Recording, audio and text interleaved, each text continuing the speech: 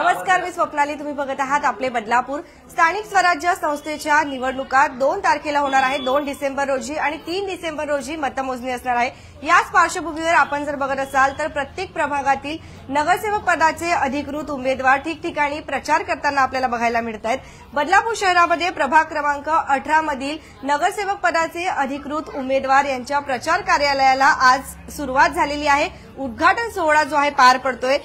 कविता सकट आणि वैभव सदाफुले सर यांच्या जनसंपर्क कार्यालय आहे.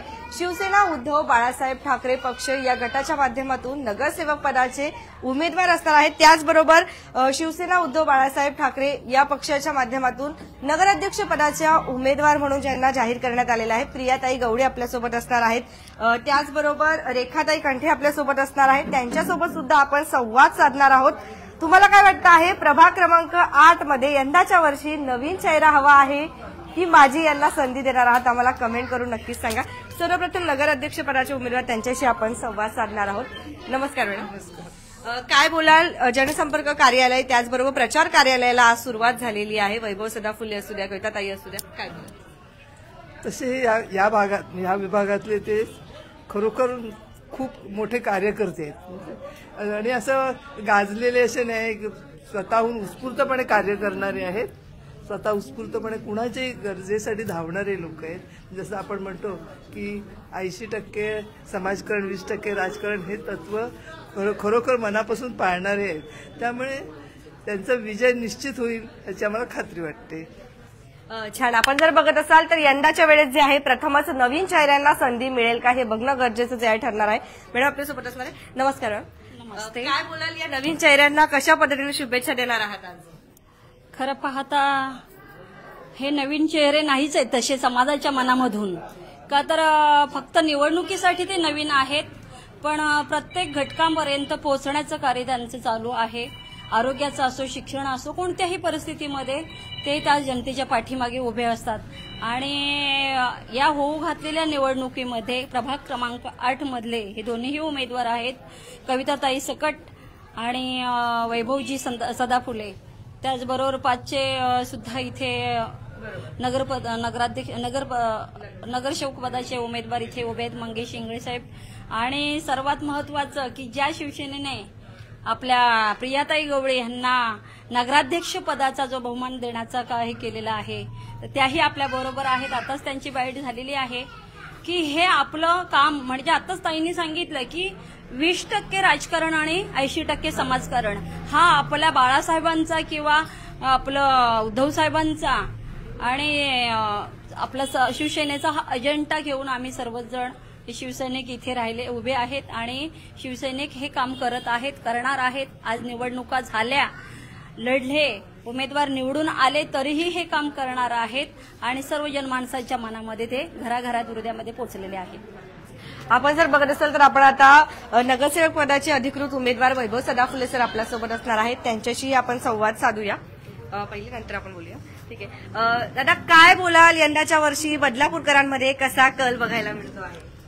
नाही, खरं तर जेव्हा मी आता आमच्या वॉर्डमध्ये फिरतोय, वॉर्डमध्ये फिरत असताना प्रभाग क्रमांकाच्या 8 मधल्या प्रत्येक मतदारापर्यंत जेव्हा मी पोहोचतोय तेव्हा त्यांच्याकडे आमच्याकडे बघण्याची जी त्यांचं बघणं आहे, त्यांच्या बघण्यातून स्पष्ट होते की ते आमच्यासाठी थांबले होते की तुम्ही कधी येतात की आम्हाला नवीन चेहरा या प्रभागात पाहिजे.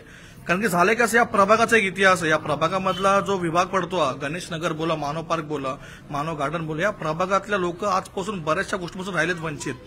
आणि त्यांचं जी युवा पिढी आहे, या युवा पिढीला फक्त राजकारणामध्ये नशेच्या आहारी पाठवून त्या तरुण पिढीला बेरोजगार ठेवून त्यांचं आयुष्य बर्बाद करण्याचं खूप मोठं पाप या विभागामध्ये गेल्या 20-25 वर्षापासून चालू होतं. आणि कुठे ना कुठेतरी पहिल्यांदा आम्ही या ठिकाणी उभे राहिलो आहोत, नवीन चेहरे आहोत. परंतु जसं मी तुम्हाला म्हटलं, चेहरे जरी आम्ही नवीन असलो तरी प्रत्येक राजकीय पक्षाच्या उमेदवाराला एक धास्ती भरली आहे की हे ना आमचाच वॉर्ड भेटायचा होता. त्यांना ती भीती वाटायला लागली की ह्यांना पूर्ण 49 वॉर्डपैकी यांना हाच वॉर्ड भेटला, यांना इथंच यायचं होतं.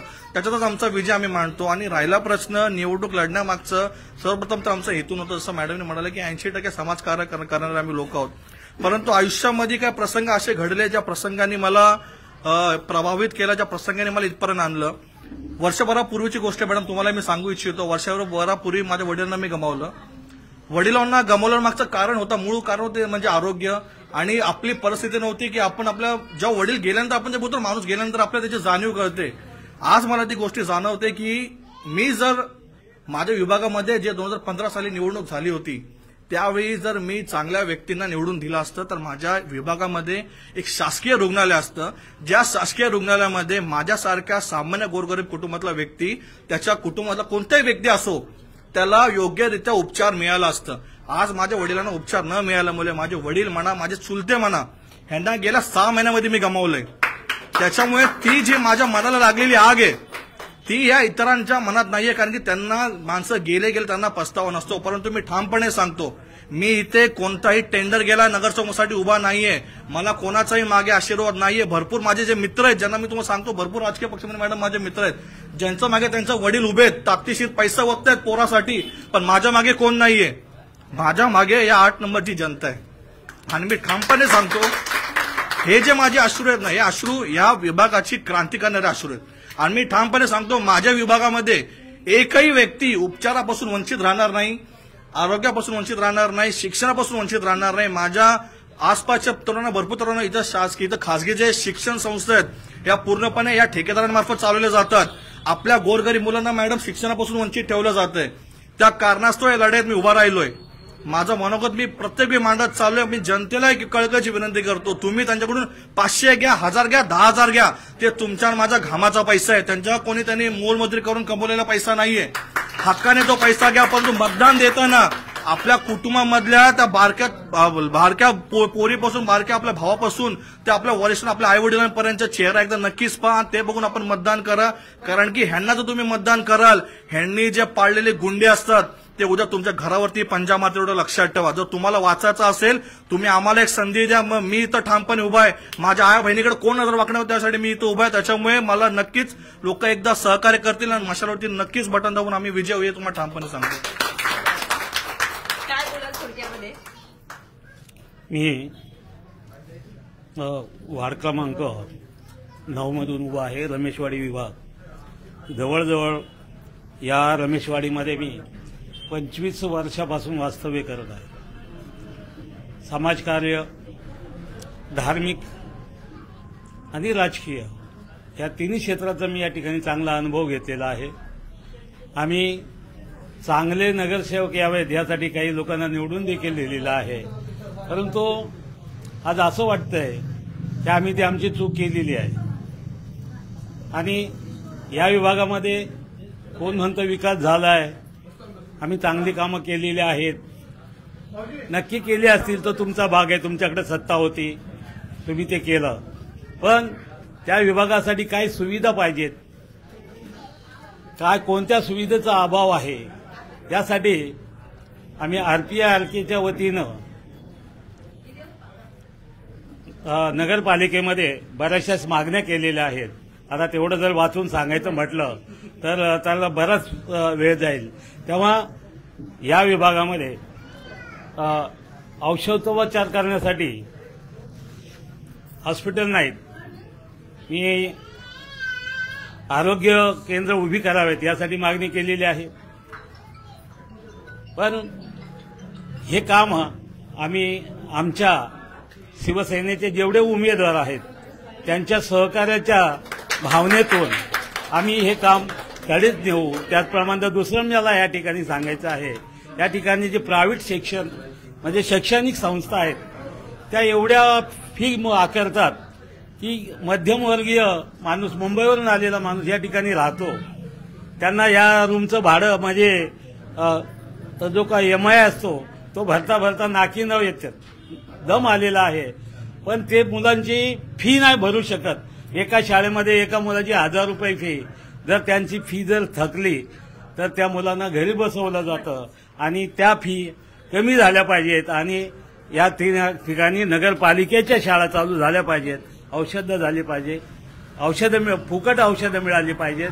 त्याचप्रमाणे स्मशानभूमी या ठिकाणी धन्यवाद.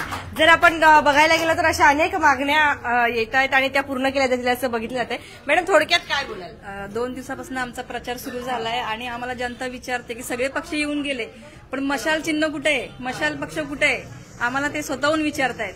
मग चांगला प्रतिसाद येतोय लोकांचा आम्हाला, एवढंच सांगितलं.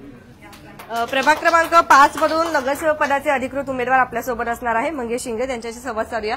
दादा, कसा सुरू आहे प्रचार, थोडक्यात काय बोलाल? नक्कीच शिवसेना जी उद्धव बाळासाहेब ठाकरेंची जी खरी शिवसेना आहे, बाळासाहेबांची जी शिवसेना आहे, त्याच्या मागे सगळ्या शिवसैनिकांचा असा अतिउत्तम असा प्रतिसाद मिळतो की शेवटी मत माझं शिवसेनेला, जी खरी शिवसेना बाळासाहेबांची, यांना देऊ. म्हणजे मशालवर आणि घटक पक्ष जे महाविकास आघाडी आम्ही जे बनवली आहे त्याच्यावर मतदान करू. कारण की एवढ्या वर्षापासून या बदलापूर शहरामध्ये तुम्ही विकास बघितला असेल, रेल्वेच्या समस्या म्हणा, हॉस्पिटलच्या समस्या म्हणा, उद्यानाचा मेंटेनन्स म्हणा, रोड म्हणा, रोडचे भ्रष्टाचार म्हणा, आणि हे ठेकेदार आणि हे राजनीती, हे ठेकेदार आणि राजनीती वेगळं नाहीये. ठेकेदार हा पुढे असतो आणि जो राजकारणी असतो तो मागे असतो, आणि पैसे खाणारा हा खरं राजकारणीच असतो. ठेकेदार फक्त हा निमित्त आहे.